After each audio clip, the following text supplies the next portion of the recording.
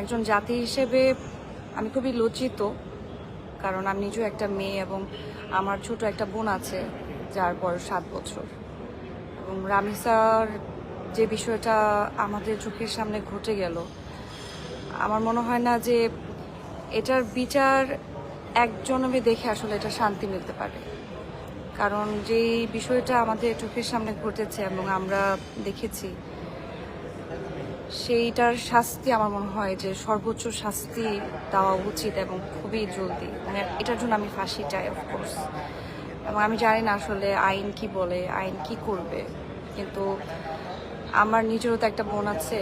আমার বোনও স্কুলে যায়। আমার বোনটাও যখন ইউনিফর্ম পরে বাসা থেকে আমার মাকে বিদায় দেয়, আমাকে বিদায় দেয়, আমরা অপেক্ষা করে থাকি যে আমার বোনটা কখন বাসায় ফিরবে। সো যার বুক খালি হয়েছে সে জানে যে সন্তান হারার বেদনা কতটা ভয়ঙ্কর। তো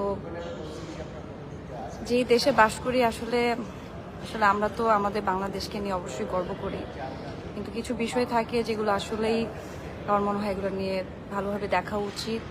এবং রামিসার যে বিষয়টা ঘটে গেছে সেটা নিয়ে আসলে সর্বোচ্চ বিচার করা উচিত আমার বলে মনে হয়।